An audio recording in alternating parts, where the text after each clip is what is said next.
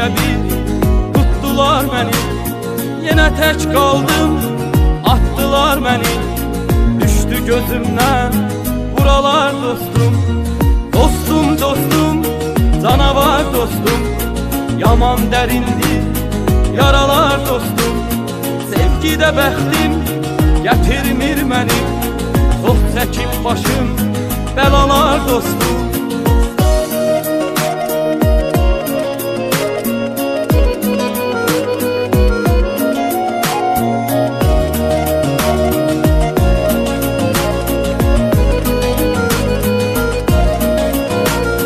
Qayıtmaz geri çıxıb gedənlər, yoxdur ürəkdən dəyər verənlər. Dedilər sevmə, çünki sevənlər peşman olarmış soralar dostum. Dostum, dostum, canavar dostum.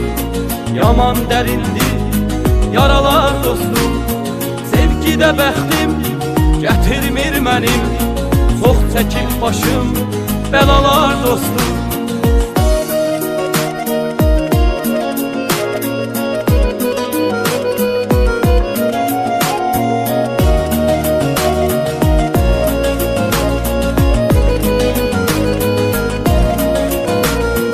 Biz bu həyatdan soyuduq düzgün, biraz da yorgun, biraz da üzgün.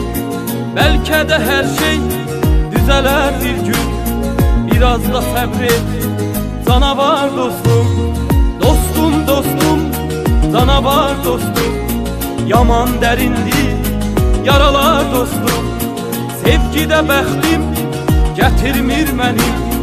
Çox çəkib başım bəlalar dostum.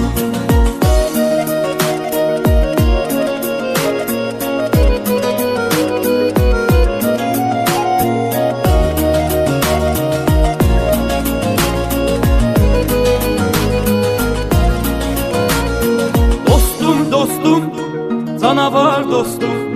Yaman dərindir yaralar dostum. Sevgidə bəxtim gətirmir mənim.